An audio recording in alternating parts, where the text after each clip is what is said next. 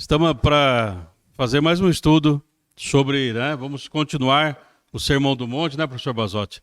E nós temos visto algumas coisas, mas a gente tem comentado, o texto é muito profundo, então nós temos tentado, mas talvez alguma coisa fique ainda a desejar, mas o nosso objetivo é que você seja desafiado, não só a ler, mas realmente pedir que a graça de Deus se manifeste na sua vida, professor? Para que esta palavra, que é verdade, se torne uma grande realidade na vida de todos nós, Isso, pastor. Na verdade, hoje nós estamos no terceiro dia, mas quem nos acompanhar hoje pode ficar tranquilo, mesmo não tendo assistido as duas anteriores, vai dar para se situar. Bom, nós estamos então vendo o Sermão do Monte, são os capítulos 5, 6 e 7 de Mateus. Certo. Nós estamos terminando as bem-aventuranças, que nós trabalhamos nas 2 semanas anteriores. Para nos situarmos melhor aqui, eu vou ler as 7 primeiras bem-aventuranças, que são as centrais aqui, pastor. A partir de Mateus 5:3, então. Bem-aventurados os pobres em espírito, bem-aventurados que choram, bem-aventurados os mansos, bem-aventurados que têm fome e sede de justiça, bem-aventurados os misericordiosos, bem-aventurados os limpos de coração e bem-aventurados os pacificadores. Certo. Nós vimos nas semanas anteriores que essas bem-aventuranças elas estão numa sequência lógica. Sim. E tudo começa com arrependimento. Sim. Quando o homem se arrepende, tem uma profunda experiência com Deus, ele passa a ter a consciência da sua pecaminosidade, do seu vazio, da sua pobreza, da sua miséria. Isto é ser pobre de espírito. Pobre de espírito é alguém que tem consciência que tudo está nas mãos de Deus. Sim, ele depende inteiramente de Deus. E a partir do momento em que o indivíduo cai na real, ele é tomado por um sentimento de tristeza muito profundo pela condição dele. Ele chora. Sim, aí o quebrantamento. Há um quebrantamento. Sim.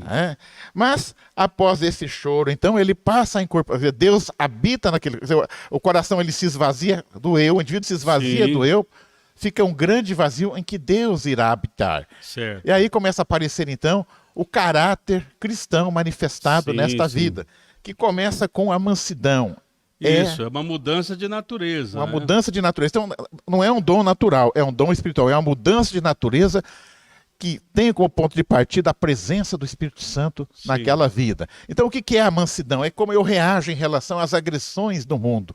Mansidão não significa indolência, apatia, covardia. Não. Mansidão é como Estevão sendo apedrejado e pedindo para que Deus não impute pecado àqueles que faziam aquele ato, incluindo Paulo, Saulo de Tarso, que estava lá. Isto é um exemplo de mansidão. Atos capítulo 7, Estevão sendo apedrejado. Mansidão é Abraão, falando para Ló, meu sobrinho, escolha o lado que você quer ir, porque não dá para nós dois vivermos na mesma terra. Ele poderia falar, olha, esse lado aqui é meu, que eu sou mais idoso aqui, eu sou terceira idade. É mais fácil para mim aqui. Mais fácil. Então, ele aceita aquela decisão de Ló, que Ló via com os olhos da carne. Ló olhou para Sodoma e Gomorra e falou, é para lá que eu vou, Aquelas ele campinas... viu um campo verdejante ali, um pasto bom, falou, opa, aqui é legal. E o que sobrou, na verdade, assim, geograficamente, para Abraão foi uma cadeia de montanhas. Isso, exatamente. Só pedras. Mas, na verdade, o que Abraão está, de certa maneira, dizendo, olha, eu escolho Deus. Finalmente, para encerrar com o exemplo de mansidão, o próprio Cristo, passando por todo aquele processo de sofrimento, tendo o poder de convocar legiões de anjos para acabar com tudo aquilo. Poderia ter feito isso. Então, isto é mansidão. E quando começa a chegar essas características, esse caráter de Deus, uma outra manifestação é a fome e sede de justiça. Que nós podemos entender aqui, há um desejo de estar em plena comunhão com Deus. Porque até a gente comentou, professor, a ideia aqui do original não é só fome de comer um pão, ou de tomar um cálice de água, um copo de água. É fome de todo pão, é fome de toda a sede de toda a água. Ou seja, nós desejamos ardentemente a totalidade da justiça de Deus, da presença de Deus. Não é uma coisa apenas. Então, por isso que a gente fala que isso só é possível pela uma nova natureza que nós recebemos em Cristo Jesus. Eu vejo aqui, pastor, como um exemplo estar saciado de justiça, é com Abacuque. Quando Abacuque olha o mundo com os olhos da carne, ele diz lá no início do livro de Abacuque, né? Até quando, Senhor, clamarei eu e tu não me escutarás? Gritar-te-ei violência e não salvarás? Por que razão me mostras a iniquidade e me fazes ver a opressão? Pois que a destruição e a violência estão diante de mim, havendo também quem suscite a contenda e o litígio. Por esta causa a lei se afrouxa e a justiça não se manifesta, porque o ímpio cerca o justo e a justiça se manifesta distorcida. Aqui é o homem, né? É aquilo que, ao olhar o mundo, nós dissemos, onde está Deus? O que ele está fazendo? Mas, quando Deus se manifesta na vida de Abacuque, ele é saciado da sua sede de justiça, e ele vai dizer assim no fechamento do livro: porque ainda que a figueira não floresça, nem haja fruto na vide, ainda que decepcione o produto da oliveira e os campos não produzam mantimentos, ainda que as ovelhas da malhada sejam arrebatadas e nos currais não haja gado, todavia eu me alegrarei no Senhor, exultarei no Deus da minha salvação. Esse é um coração pleno da justiça de Deus. É porque assim, né, professor, a gente vê, por exemplo, Abacuque, nós vemos os amigos de Jó, todos eles falam de Deus. Né? De certa forma, como diz um autor, R.C. Sproul, todos nós somos teólogos, né? Mas muitas vezes a nossa teologia é errada. Tanto é, por exemplo, Jó, né? Jó, depois de ele passar por toda aquela situação, no final ele fala assim: Senhor, eu falei de coisa que eu não entendia. Eu te conhecia só de ouvir falar. Só de ouvir falar. Né? Mas agora eu tenho uma experiência. Jó 42:5. O que acontece nesses dias, infelizmente, não é julgar, mas a própria palavra diz que pelos frutos conhecereis. Nós somos repetidores de mensagem. Nós vamos mudando certos comportamentos na vida, mas nós não mudamos de natureza. Até tem um autor que fala assim que não existe uma lagarta com asas. Ela tem que se transformar numa borboleta. E essa transformação é interna. Porque uma lagarta em si, ela é pesada, tal. Agora, para que se torne uma borboleta e venha a voar, a alcançar as alturas, tem que ter uma mudança não só externa, mas principalmente interna. Toda a natureza interna é transformada. É isso. E é isso que precisa acontecer. Porque senão, professor, nós vamos ficar 10 anos, 15 anos, 20 anos na igreja, alguns entram, alguns saem. Por quê? Porque não conhecem verdadeiramente a Deus. Outra característica que vem a seguir dentro dessa sequência lógica é a misericordiosa. Sim. A misericórdia. Misericórdia. Quer dizer, a misericórdia, para mim, quer dizer, as três primeiras, pastor, estão muito ligadas ao eu. Né? Sim. É tornar-se pobre de espírito, é chorar. Sim. É ter a mansidão, é ter sede de justiça. Mas aqui na misericórdia, para mim, já começa...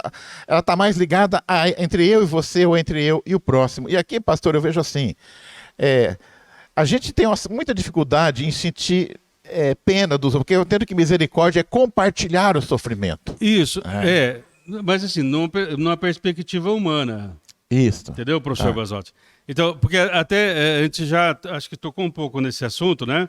Porque, na verdade, nós somos misericordiosos porque houve uma transformação da nossa natureza. Sim. A natureza humana, sem Deus, é mortal e mortífera. Sim. No sentido de que um dia todos nós vamos morrer, e mortífera no sentido de que o ser humano ele tem uma natureza que é egoísta, e isso está se alastrando muito mais nesses dias, né? Que pós-modernismo, pós, não sei o que lá, né? A gente rotula de todo jeito, mas é assim, o coração sem Deus é um coração egoísta. Então, a partir do momento que Deus nos transforma, nós passamos a ter a mesma essência ou caráter de Deus, que Deus é Deus de misericórdia. E então, vamos dizer assim, essa misericórdia é Deus trabalhando não só no perdão do pecado, mas na culpa do pecado. Porque, infelizmente, professor, nós vemos que algumas pessoas na vida da igreja, não só eles não entendem a questão do perdão, mas como muitos ainda levam dentro de si a questão da culpa. Até tem Paul Tournier no seu livro Culpa e Graça. Ele fala assim, são duas coisas que Deus trata conosco. Nos perdoa, mas também trata com a questão da culpa. Porque o coração que não é transformado, ele é enganoso. E a gente sempre acaba caindo no mesmo exemplo principal e chave, que é Jesus. Que é Jesus na cruz, né? Com certeza. Dizendo, Pai, perdoai, porque eles não sabem o que fazem. Quer dizer, existe algo que é o oposto da misericórdia, que eu vejo como espírito de retaliação. Já pensou se Jesus tivesse espírito de retaliação? Nós estaremos literalmente... Então, tanto é, professor, que como Jesus... Ele é um exemplo, ele é o protótipo do novo homem. Né? E ele então diz assim, né, nessa expressão que o senhor colocou, eu entendo dessa forma. Pai, perdoa-os, eles não sabem o que fazem. Mas eu estou perdoando porque eu sei quem eu sou, eu sei o que eu estou fazendo, eu sei de que natureza eu sou. Então, se não houver uma transformação, professor, nós vamos ficar com pena, com dó das pessoas, mas isso não move o nosso coração a uma ação concreta de uma realização que possa realmente suprir, talvez, aquela necessidade daquele momento. Nós ficamos lá, choramos, sai uma lagriminha aqui, uma coisa ali, tal, mas não tem aquela essência da misericórdia. É preciso ter ação, né? Isso, não. Então, Deus é tão misericordioso e o que é... Ele age. Quer dizer, não é só se compadecer pelo sofrimento, mas agir em relação àquilo. Então, esse tipo de misericórdia humana, vamos dizer assim, a gente fica com dó aos meninos na África, aos meninos lá na Índia. Quanto mais longe, é mais fácil ter misericórdia. É mais fácil você sentir pena e chorar do que nós vemos, né, na nossa própria cidade, muitas vezes, as mazelas que existem. Né? Eu me lembro aqui, pastor, alguns domingos atrás, nós vimos a parábola do bom samaritano. Isso. Então ali eu vejo um exemplo de misericórdia. Quer dizer, aquele indivíduo, ele não conhece a pessoa que está caída ali, ele sabe que é de um outro grupo social que é rival, que eles não se dão bem. Sim. Ele se arrisca parando ali. Então, esse é um bom exemplo, professor, porque é o seguinte, eu sei que muitas vezes nós vemos lá tal coisa samaritano, coloca algumas instituições e coloca o nome lá, Bom Samaritano. Isso. Mas, na verdade, Jesus está falando de salvação. Porque a pessoa chegou para ele e perguntou, o que eu devo fazer para ser salvo? E o exemplo do samaritano é um clássico, porque foi descoberto, né, uma tabuleta, né, uma plaquinha lá da época do Império Romano, mais ou menos nesta época, só para se ter ideia, um denário, então seria um décimo, sei lá, do denário em si. Então, quando aquele homem deixa os denários ali, ele está pagando 2 meses, quase 3 meses de pensão, vamos dizer assim. Né? E além disso, ele fala assim, olha, se ele gastar mais alguma coisa, põe na minha conta, eu volto. No Brasil, imagina o que o estalajadeiro ia fazer. Pôr umas notinhas aqui, não sei o quê. Então, quer dizer, Jesus coloca assim que algo que é impossível um coração humano fazer. Por mais que a gente... por isso que eu falo, a misericórdia é você desejar todo o amor, toda a graça, todo o favor. Né? Então Jesus fala assim, é somente uma natureza transformada para fazer isso. Aqui, pastor, vem a recompensa, mas a recompensa me deixa preocupado, porque diz assim, bem-aventurados os misericordiosos, porque alcançarão a misericordiosa. Quer dizer, se eu não for misericordioso, eu não vou alcançar a misericórdia. Quer dizer, é um negócio sério. Não, é muito sério. Mas aí, professor, não, desculpa, talvez assim, porque aí muitas vezes nós lemos dessa forma, né? Não, porque assim, nós, por já termos uma natureza transformada, nós vamos praticar essa misericórdia e vamos alcançar a misericórdia. Sim. Mas é algo que vem de Deus, não é dom natural nosso. Então, isso depende. Porque não é uma barganha. Né? Então, como que nós vamos alcançar esta misericórdia? Na sua plenitude. Quando estivermos com Cristo lá na glória, enfim, na plenitude. Porque muitas pessoas falam, não, eu tenho que ser bonzinho para Deus. Não é merecimento, né? Nós somos algo que brota de nós. Isso, que vem de Deus. E que vem de natural, uma coisa natural da nova natureza. Bom, e aí nessa sequência, então, vem os limpos de coração. Sim. E aí, quando fala limpos de coração, pastor, eu me lembro, até anotei aqui o Salmo 51:10, quando Davi ora assim: Sim. Cria em mim, ó Deus, um coração puro e renova dentro de mim um espírito inabalável. Isso. Eu gosto muito dessa expressão. E o que me ajudou a entender, professor, William Barclay é um comentarista, né, do Novo Testamento, ele fala, ele dá um exemplo bem claro, né, que ficou bem claro para mim, no sentido assim, ele fala assim, imagina que você vai num sítio, e aí então, né, alguém foi lá e ordenhou a vaca, trouxe lá 1 litro de leite, né, purinho, mas puro mesmo, né, porque foi tirado ali, né, da fábrica, né, vem até morninho. Mas aí então você fala assim, olha, eu não estou acostumado com esse leite que é muito forte, né? Então você fala assim, olha, eu tenho uma garrafinha aqui de água mineral, né, boa, tal. Então, 500 ml. Então eu vou colocar 500 ml dessa água mineral, filtrada e tal, eu vou colocar aqui nesse leite. E aí então eu vou ferver, né? E aí então vai diluir um pouco, né? Vamos dizer assim, os elementos do leite, enfim, vai ficar mais suave. William Barclay fala assim, isso é uma mistura. Então, os limpos de coração é que não tem mistura nenhuma, nem ruim nem boa. Porque há caminhos que ao homem parece ser bom, mas o fim é morte. Né? Então, o limpo de coração, ou seja, nós não podemos deixar que nada venha interferir no nosso relacionamento com Deus. Por exemplo, um exemplo lá dos Gálatas. Paulo fala, começastes no Espírito, terminastes na carne. Ó, insensato Gálatas. Insensato. Quer dizer, em algum momento houve mistura. E hoje em dia, professor, nós temos que orar muito, ter muito discernimento, cuidado com as misturas que aparecem aí. Isso. Misturas teológicas, misturas disso, misturas de palavras. Por isso, ó, como diz o Wesley, né, eu sou homem de um livro só. Ou seja, vamos ficar com a Bíblia. Não tire o pé da Bíblia. Ou seja, nós temos que ser íntegros. Sim. Hoje eu uso muita palavra arroz integral, ou seja, que o integral é sem mistura. Sim. Então, quer dizer, esse íntegro, você não tem uma mistura com outras influências, isso, outras ele tendências. tem uma inteireza. Uma inteireza, né? E hoje em dia, muitas vezes, essa inteireza, essa integridade... né? Tem que ser sincero. Sincero, sem... sem cera. Sem nenhuma maquiagem, né? E aí, então...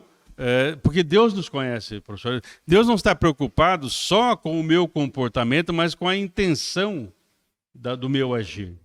Então, por isso assim, depois nós vamos ver que Jesus ele vai subir um nível a mais, né, nas exigências, né? Eu estava me lembrando aqui, o senhor deve ter esquecido, mas o senhor uma vez, em uma aula na escola dominical, o senhor falou que a palavra sincero tinha origem no latim sem cera, que o pessoal vendia madeira e às vezes tinha lá um buraquinho e tapava com cera. Então aquela era madeira sincera, era sem cera. Isso, alguns livros, né, que trabalham com a etimologia da palavra, eles trazem esse exemplo, né? Então, por exemplo, a pessoa ia fazer um móvel, ficava com um defeito, um buraquinho aqui, aí eles faziam uma camadinha lá com cera e pó de serra e tal, colocava ali, né, ficava meio, e passavam uma lixinha e tal, e passavam uma tintinha, um verniz por cima. Aparentemente, você olha, tá a mesma coisa, né? Mas o que acontece? Acontece que o defeito está ali, ele está camuflado. Né? Isso faz até lembrar, isso aconteceu, né? Uma pessoa contando que ele foi comprar um caminhão e olhou o caminhão assim, aqueles Mercedes, né? Bonitão. Tal, da época, né? Sim. Tá muito bem e tal, né? E aí quando ele colocou assim, ele pegou, né? Conversando, colocou a mão assim na porta, quando ele colocou a mão na porta, afundou. Quer dizer, o cara tinha enchido de jornal, feito uma massinha plástica. Não era sincero aquele cara. Não era sincero, né? Não era. Então, muitas vezes é isso, nós fazemos uma maquiagem. É a malícia que a gente chama, tem uma malícia, né? Até tem um pastor que ele diz assim, não adianta ter cara de crente, tem que ter o coração de cristão. E aí ele diz, Deus não é um cirurgião plástico que muda a nossa face. Ele é um cardiologista que muda o nosso coração. Aí eu me lembro desse momento dos fariseus, né, pastor, que Jesus chamava de sepulcros caiados, quer dizer, aquele aparentar. Aparentemente. Né? Aparentar. E os religiosos os judeus, eles fizeram muitas misturas, né, professor? A gente sabe disso, que eles foram agregando, né, muitas coisas e chegaram a ter, por exemplo, em termos de orações lá que eles faziam, chegou a ter mais de 30 mil orações. Oração para isso, para aquilo outro. As regras, né? Tem os 10 mandamentos, mas eles foram criando regras sobre regras sobre regras. preceitos, mais preceitos, e se tornou uma coisa assim que impossível, né, de ser feito. Agora nós temos que reconhecer que os fariseus, eles eram hipócritas quando estavam com o povo. Quando eles estavam entre eles eram muito sinceros. Tanto é que numa reuniãozinha lá, eles falaram, vamos matar esse homem, né? Aí eles foram sinceros. Então, assim, eles aparentavam, mas quando eles estavam lá na turminha ali, eles sabiam muito bem o que eles queriam, pastor. E provavelmente, professor, eles estavam como, acho que é o Lloyd Jones, que ele tem um livro que fala sincero, mas errado. Isso. Eles eram sinceros, mas estavam errados. Estavam errados, né? Exatamente. Né? E aí, então, né, nós temos então aqui mais uma bem-aventurança nesta sequência, que é o pacificador. Novamente, eu já vejo assim, relacionamento, né? Sim. Você sai do eu, e na anterior e nessa já, a questão do relacionamento. Acho que para entender o pacificador, para mim, pastor, é só pegar o oposto, que é o encrenqueiro. Né? Sim. E existe aquele que assim, é o cara que, como é que fala? Ele põe lenha na fogueira, quer dizer, esse é aquele cara que já pega o problema e torna maior. Quer dizer, o pacificador, eu entendo que é o oposto disso, né, Sim. pastor? Então, para a gente entender isso, né, professor, nós temos no livro de Efésios, capítulo 2, versículo 14, que diz assim, porquanto ele, né, Jesus, ele é a nossa paz, de ambos os povos fez um só, e derrubando o muro de separação, desfez toda a inimizade. E aí no versículo seguinte fala, criar para si desses dois grupos uma nova humanidade. Então, Jesus como esse eterno pacificador, e nós então passamos porque, vamos dizer, os gentios e os judeus nunca seriam grupos que coexistiriam. Isso. Mas aí, aqui é quebrado a parede de separação. E aí então nós podemos viver, né? E a palavra diz, no que depender de vós, tende paz com todos. Né? Exatamente. Enquanto o senhor falava aqui, pastor, estou terminando Romanos 3, 23. Isso me veio agora à mente enquanto o senhor falava. Porque todos pecaram e destituídos estão da glória de Deus. Ou seja, nós estávamos brigados com Deus pelo pecado, separados dele. Isso. Então, agora nós somos reconciliados. 24. No capítulo 5 fala isso, né? Não, o versículo 24 aqui, ele já continua assim, ó. Sendo justificados gratuitamente pela sua graça, pela redenção que há em Cristo Jesus. Ou seja, a obra pacificadora de Jesus. Jesus é o nosso redentor, ou seja, estávamos separados do Pai, havia um conflito, mas pelo seu sangue derramado na cruz, ele nos pacifica. Então, a obra de Jesus, na sua essência, é uma obra pacificadora. Sim, e por isso no capítulo 5 de Romanos, ele fala que nós passamos a ter paz com Deus. Isso. E aí, então, o Espírito Santo vai ser derramado em nossos corações. Isso. Tá? E aí, então, toda a nossa ação de conciliação, de paz, é um reflexo da paz de Deus em nós. Então, é isso que eu quero deixar claro, professor, que tudo é um reflexo. Então, a paz, a misericórdia, a justiça, bondade, tudo que nós viermos a, digamos, prover ou produzir, é porque já foi produzido em nós pela graça de Deus. Né? E se não foi, aquela paz ela é falsa, ela não vai gerar uma transformação real. Talvez vai apaziguar por um momento. Daqui a pouco a situação complica de novo, né? Tudo bem, então veja bem, nós caminhamos até aqui então de uma maneira maravilhosa. Então você passou pelo arrependimento, você se tornou um pobre de espírito, você passou a ter aquelas características, então chorou primeiro por isso, passou a ter mansidão, se encheu da justiça de Deus e passou a entender o mundo de outra maneira, passou a ter toda essa sinceridade, né? Essa pureza, né, que caracteriza aquele que está cheio do Espírito Santo. Né? E aí, após toda essa caminhada, essa sequência lógica, vem a recompensa. Sim. Mas qual seria esta recompensa? O que Jesus diz aqui, aparentemente, parece uma coisa meio maluca, mas depois a pessoa ter feito toda essa caminhada, né? Depois que você fala aqui, então, do pacificador no versículo 9, no versículo 10 do capítulo 5, vai dizer assim agora, bem-aventurados os que sofrem perseguição por causa da justiça, porque deles é o reino dos céus. Bem-aventurados sois vós quando vos injuriarem e perseguirem e mentirem e disserem todo mal contra vós, por minha causa. Exultai-vos, porque é grande o vosso galardão nos céus, porque assim perseguiram os profetas que foram antes de vós. Pastor, isso aqui é meio contraditório, quer dizer, você se torna um homem santo, digamos assim, uma mulher santa.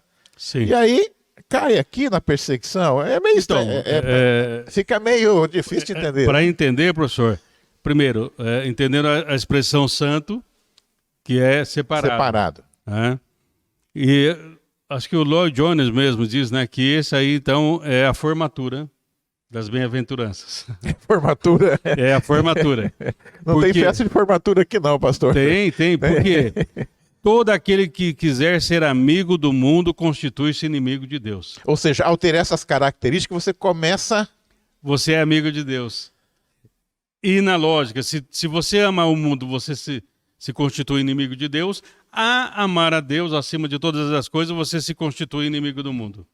Não há condições de estar todos juntos. Então você é amigo de Deus, então você é inimigo do mundo. É a loucura da pregação, professor. E é isso que nós perdemos. Desculpe, talvez cortar um pouco do seu raciocínio, mas é assim, nós perdemos a loucura da pregação, porque nós estamos fazendo uma pregação adocicada para se adequar à nova sociedade, a novos grupos, e deixamos de pregar a loucura da cruz. E por isso, nós não somos perseguidos. Então quer dizer que nós temos que deixar todo esse marketing de bonzinho, e falar a verdade, doa quem doer. Não, conhecereis a verdade e a verdade vos libertará. Não é conhecer a verdade, é a ação da verdade em nós, porque diz, e a verdade. Ou seja, é o trabalhar de Cristo como verdade em nós que nos liberta, até nos liberta de nós mesmos para não fazermos concessões. Porque a partir do momento que a igreja começou a fazer concessões, professor, nós nos afastamos, né? E como diz um autor, nós hoje vivemos muitas vezes um evangelho sintético, não um evangelho real, natural, né? E isso é preocupante. Mas, pastor, veja bem, a palavra bem-aventurados tem um outro sentido também, que é quão felizes. Extremamente felizes. Então, veja bem, novamente aqui a gente entra... quando a gente olha a nossa vida aqui, vou cair na real, mas é meio complicado você estar sendo perseguido e estar sendo feliz. Isso cria uma outra contradição, não cria, pastor? Então, sempre professor, na perspectiva que nós estamos olhando, né? Por exemplo, Neemias passou por muita dificuldade, os muros caídos, tantas coisas ali e tal, mas ele diz, a alegria do Senhor a nossa força é. Verdade. Aqui não está dizendo... podemos até fazer uma paráfrase. Jesus fala assim, a minha paz vos dou, não vou-la dou como o mundo dá. Jesus nos dá a sua alegria, mas não dá a alegria como o mundo dá. Paulo fala assim, entristecidos, mas sempre alegres. Não significa que o cristão fica rindo à toa. Né? Nós não somos ingênuos de achar que as dores não são reais. No mundo tereis aflições. No mundo tereis aflições, mas a questão é que em Cristo nós temos o bom ânimo. Então por que eu vou turbar, né? Jesus fala, não se turbe o vosso coração, credes em Deus, credes também em mim. Ou seja, não, a tristeza venha, mas não deixa que ela venha a turbar, a cobrir, a realmente eclipsar a graça de Deus na sua vida. Tá? Então é isso que não é contraditório quando nós vemos assim, que em meio, né, a mais profunda situação adversa, nós podemos encontrar a paz. Até, professor, tem uma história, diz que foram fazer um quadro, era assim, a pessoa tinha que pintar um quadro que refletisse a paz, a tranquilidade e a felicidade.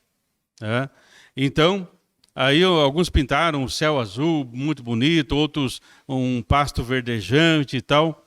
E de repente um pintou, uma tempestade, que, assim, a ideia é assim, que aquela tempestade acabou de passar, né? As águas ainda estavam barrentas, do rio estavam barrentas, toda suja, mas no meio assim de uma cascata tinha um ninho de passarinho, ele estava encravado ali e a água passava do lado, então aquele quadro ganhou, porque paz em Deus não é ausência de conflito, alegria em Deus não é ausência de conflito, mas tudo isso é a força de Deus que nos leva a termos, eu não gosto muito, né, porque é uma palavra moderna aí, resiliência, né, eu gosto muito da perseverança. Porque perseverança não é só você resistir e voltar a um estado, digamos, natural. Né? Perseverança é você aprender que pode confiar em Deus em toda e qualquer circunstância. Pastor, eu tinha feito um questionamento aqui, eu tinha falado mais ou menos o seguinte para o senhor. Quer dizer que a gente faz toda essa caminhada maravilhosa e depois vem a perseguição. Foi o que eu lhe perguntei. Sim. Mas agora eu pensei em Jesus. Quem sou eu para reclamar? Quem sou eu para reclamar? Jesus, na verdade, ele alcançou todas essas bênçãos, viveu tudo isso. Ele curou leprosos, ele ressuscitou mortos e foi parar na cruz. Quem sou eu? Quer dizer, exatamente, quer dizer, se eu estou duvidando que esta é uma sequência lógica, é só olhar a vida de Jesus. Quer dizer, onde é que termina a caminhada dele? Termina na cruz, crucificado. Então, quer dizer, depois de todas as bem-aventuranças, o mundo se volta contra você, os fariseus se reúnem e decidem matá-lo.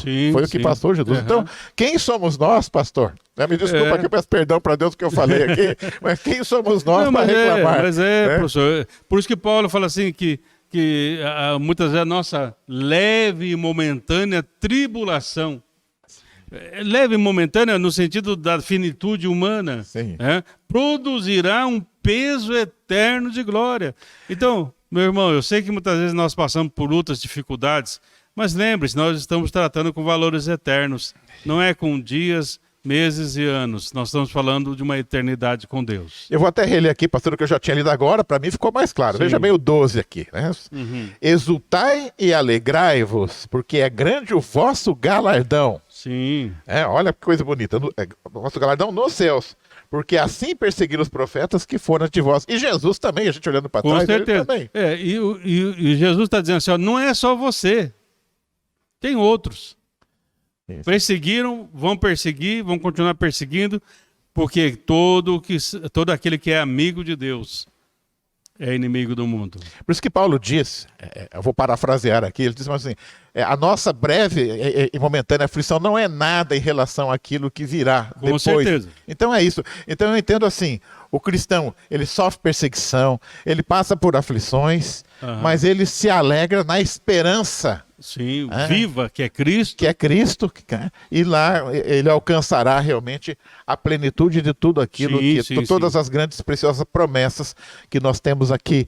E como nós falamos na semana passada, está lá em Apocalipse, e ele enxugará toda a lágrima, quer dizer, todo esse sofrimento, toda essa aflição, é suplantado por uma alegria. Que alegria é essa? Sim. É a esperança que nós temos.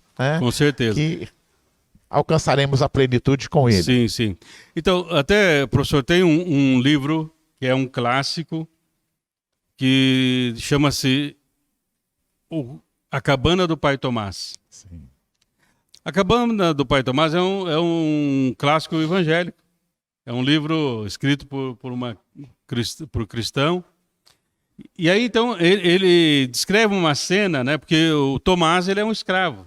E naquele tempo, lá nos Estados Unidos, tinha um momento da escravidão, como teve em outros lugares, mas essa história passa nos Estados Unidos. E é interessante que chega numa certa situação que Tomás ele é levado para o tronco e ele vai ser chicoteado de uma maneira assim, ele não merecia, mas entre aspas, lá, o dono dele achou que sim. E aí então ele é levado para o tronco, amarrado ali, e ele vai sendo chicoteado, mas ali ele diz uma frase interessante. Ele fala assim, olha, o teu chicote só alcança as minhas costas, não alcançará a minha alma.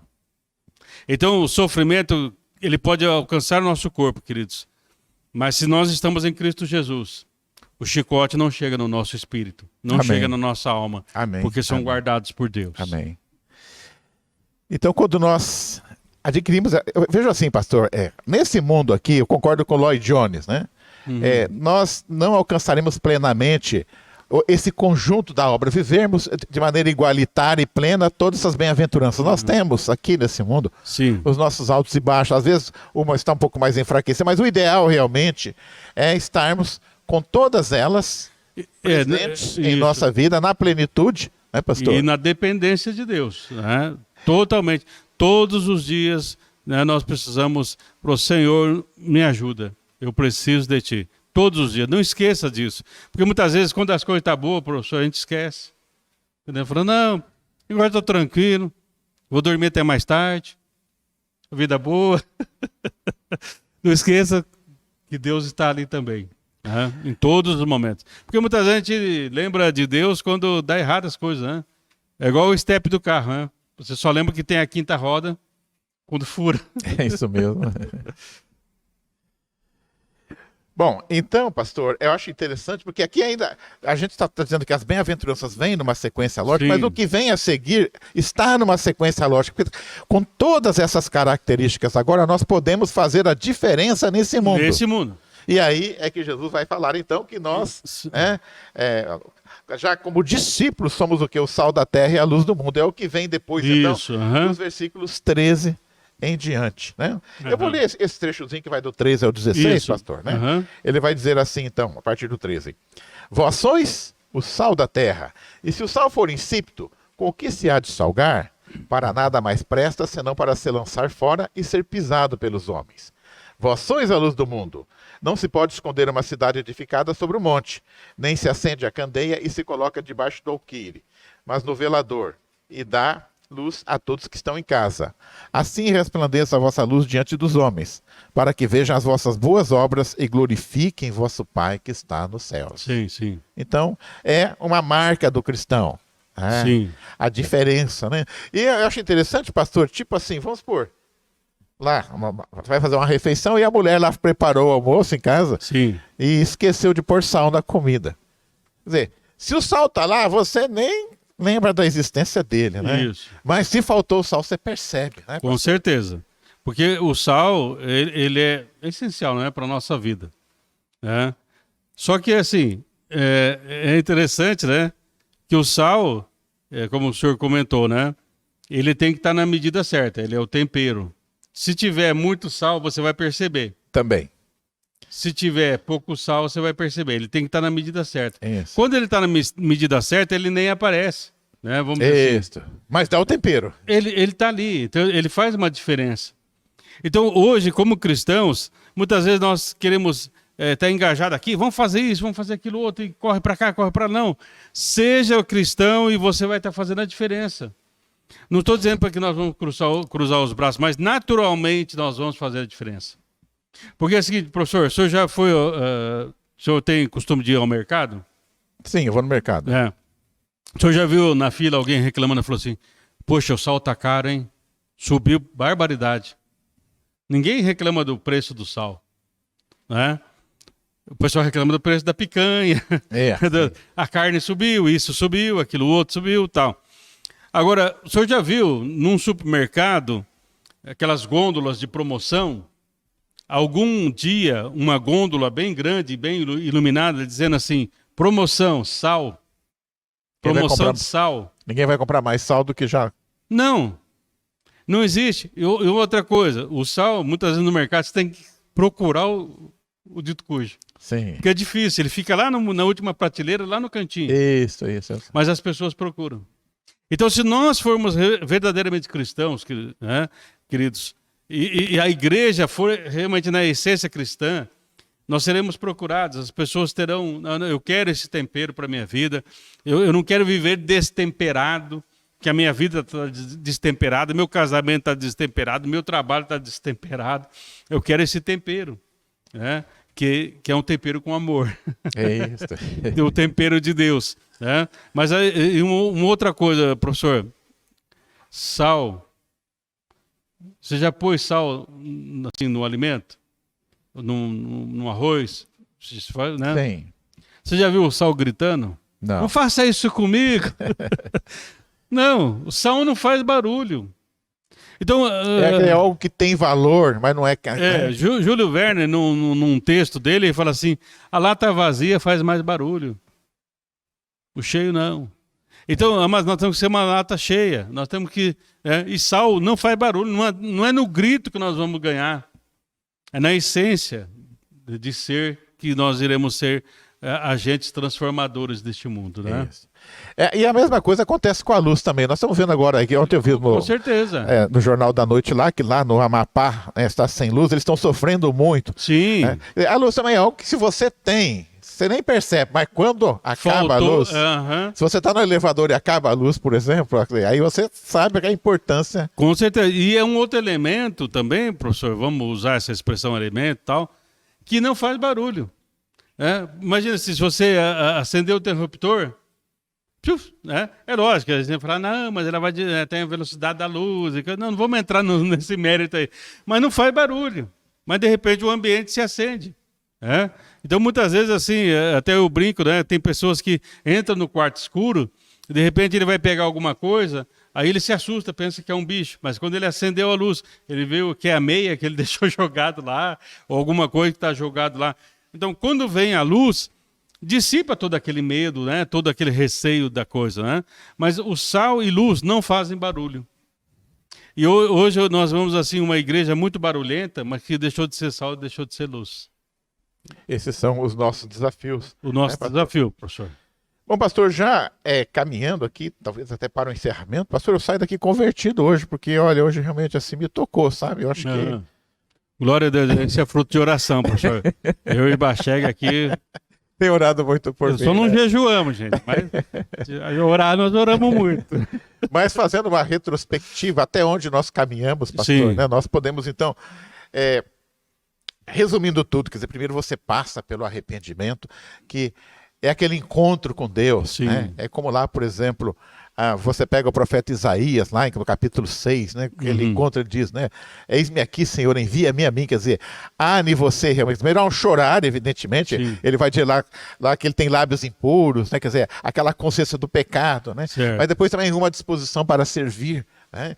Aí vem o choro, mas logo em seguida vem todas aquelas marcas que vai dar o tempero. Então, agora vem o tempero, né? Você está transformado. Aí vem a mansidão, vem aquela comunhão com Deus que faz com que você tenha dentro de você o sentimento da justiça de Deus que Abacuque expressa lá no final do seu livro, se contrapondo ao início, que Jó também expressa no final do livro de Jó.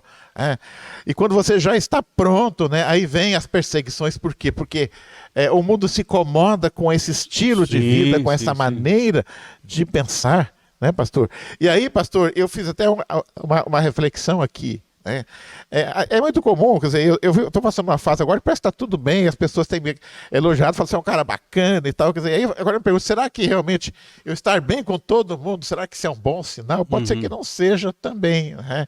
Ou seja, você se amoldou tanto, né, que você se tornou até um cara popular, né? Quer dizer, não é isso que Deus quer realmente, né? Com certeza. Deus está precisando hoje nesse mundo mais de Estevão, né, que acaba ali apedrejado. Ou seja, né, a palavra, ela é como uma espada de dois gumes, ela incomoda, ela cutuca, né? E quando cutuca, como do outro lado não há um espírito pacificador, né, há uma reação. E essa reação muitas vezes vem na forma de uma perseguição. Então eu vejo que nós aqui como cristãos estamos bem acomodadinhos, levantamos de manhã, hoje eu vou na escola dominical, eu vou assistir o programa aqui em casa, ou vou no culto dominical, depois eu vou no culto à noite também, quer dizer, no meio da semana eu também vou no culto, tudo isso é bacana, quer dizer, mas será que nós não estamos assim numa vidinha bem tranquila? E está todo mundo gostando de nós porque nós não estamos incomodando. Então, essa é algo que é uma reflexão que eu faço para mim mesmo, né? E aqui, pastor, a principal lição que eu levo de hoje é que eu cheguei aqui com questionamento, né? Bom, esse negócio não está certo, a gente passa por todo esse processo, depois vem a perseguição, mas quando nós olhamos em Jesus, quem somos nós? Para reclamar. Para reclamar, né? E de tudo aqui me chama a atenção, quer dizer, tudo você cai em Jesus. Você olha qualquer... Não, ele é o modelo. Ele é modelo. Nosso modelo, nosso Senhor. É uma frase que eu tenho utilizado muito, professor, nesses dias, né? Que é uma frase que foi muito usada no século XIX. Se Jesus não é Senhor de tudo, ele não é Senhor de nada. Né? Um outro autor, né, que me chama a atenção, ele fala assim, pense um pouquinho, será que você não é estar na zona de conforto? Porque muitas vezes nós estamos na zona da mediocridade. Então nós temos que tomar cuidado, né? Na nossa zona de conforto, na verdade, muitas vezes é uma zona de mediocridade. E aí então tem um outro autor, Raven Hill. Ele é um pastor, e num sermão dele ele fala o seguinte: muitas pessoas me perguntam nesses dias onde está o Deus de Elias? Porque é o Deus que fez tantas coisas. E Ravenhill diz assim: mas eu questiono. O Deus de Elias continua sendo o mesmo. A minha pergunta: onde estão os Elias de Deus? E é isso que nós precisamos, não falar onde Deus está, onde você e eu como cristão, onde nós estamos. E aí que nós vamos fazer a diferença, professor, como sal da terra e como luz do mundo. E Elias, ao levar a palavra profética para Jezabel e para o rei Acabe, não só ele foi perseguido, mas todos os profetas contemporâneos dele também. Com certeza. João Batista, quando leva a palavra profética ao rei Herodes, também acaba perdendo, literalmente, sendo decapitado. Com certeza. E todos aqueles que realmente levam o evangelho com a palavra profética, exortando, né? Sim. Há uma reação do mundo, e essa reação muitas vezes é violenta. Isso. Mas aprendemos hoje aqui que temos que ter um espírito de pacificador e um espírito de mansidão. A mansidão não é apatia, não é covardia. A mansidão é reagirmos com gentileza, como Cristo reagiu a todas as agressões que ele sofreu. Com certeza. Então, que Deus abençoe. E lembre-se, Deus de Elias é o mesmo. Que nós sejamos os Elias de Deus para esse presente século. Deus abençoe a todos. Amém.